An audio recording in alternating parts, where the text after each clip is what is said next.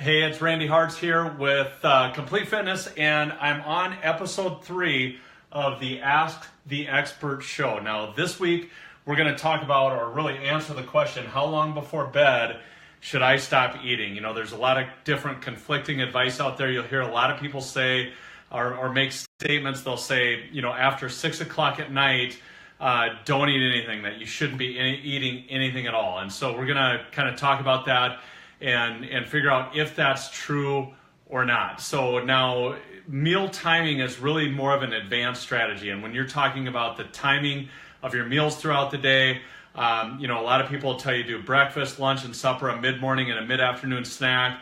That's got more to do with timing and meal spacing. And again, it's more of an advanced strategy. The first thing, if you're just starting out, that you want to follow, the main rules basically is, number one, you want to be hydrated. So, you know, consuming half your body weight in ounces of water daily, you want to make sure that you've got that habit in place, first of all, before you start messing around with the meal timing and the spacing and all that stuff.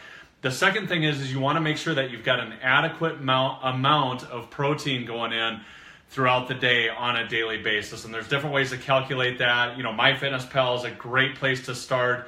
And then the third thing is total calories throughout the day. And again, MyFitnessPal is a free app or a free resource that you can utilize to put in where you're at now, what your goals are, how much weight you want to lose or how much weight you want to gain, whatever it is that your goals are.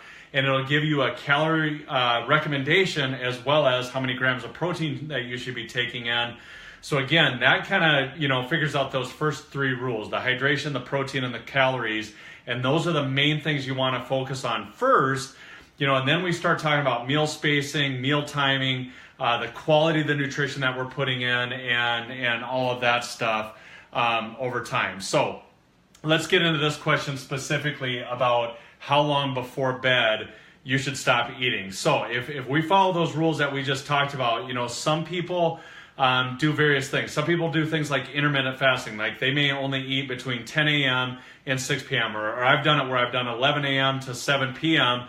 I personally was not a huge fan of it. It just didn't work that well for me. So the amount of calories that I eat on a daily basis, when I tried to stuff them into a certain window of time, my digestion kind of got messed up and it wasn't a best fit for me. So again, that didn't work. So, you know, for me, spreading my meals out throughout the day and making sure I'm getting in the protein and the calories and the good quality nutrition. Sometimes I don't get all that in by 6 or 7 o'clock at night. I'm typically going to bed at 9 or 10 o'clock at night, or, you know, typically closer to 10 o'clock at night.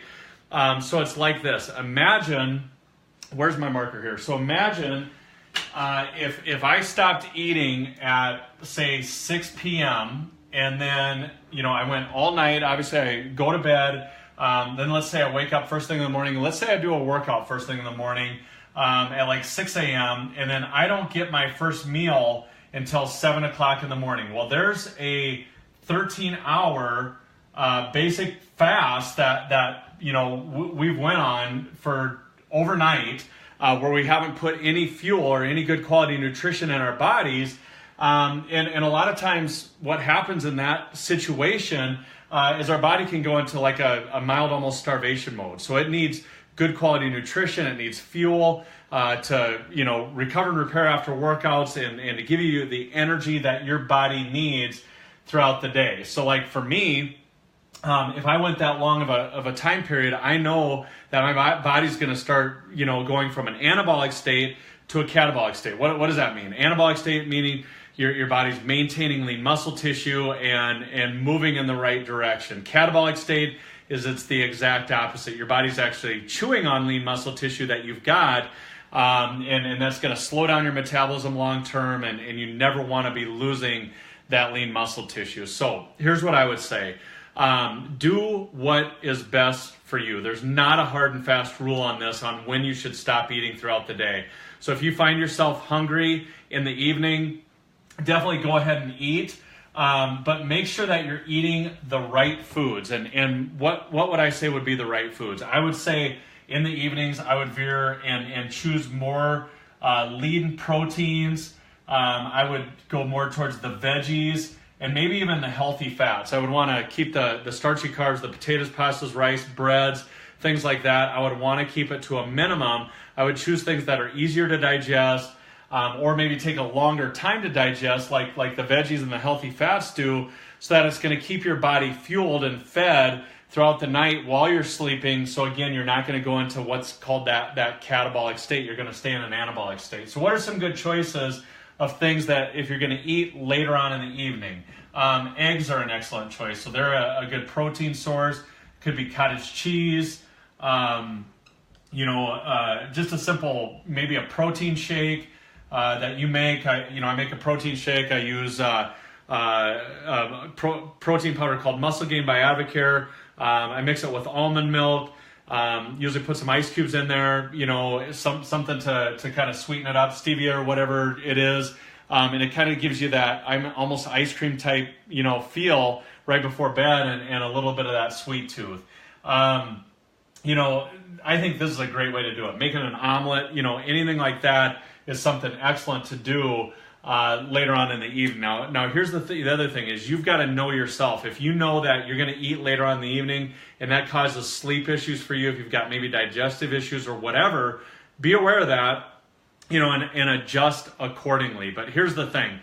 Listening to a hard and fast rule that says, hey, no food after, say, 6 o'clock at night, that's just a way to get you to restrict your calories or, consume your calories all within a window of time, which is fine as long as you're getting all the nutrition that you need throughout the day. So again, if you're doing some sort of a intermittent fasting type thing or eating only within a certain window of time, you've still got to make sure you're getting that protein and the total calories that you need throughout the day to fuel your body and to move you in the right direction. So I know that was maybe a little bit of a vague answer, and I didn't say, hey, it's exactly this way.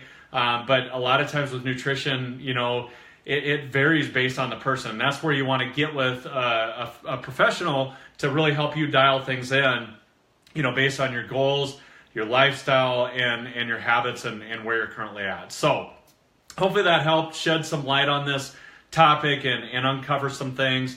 So the real answer is it kind of depends. So if you need help, we're here for you at Complete Fitness, or reach out to any expert that's out there. But beware of just going out on the internet and finding a lot of random information. So God bless you. I hope this helped you. Post any questions that you've got below.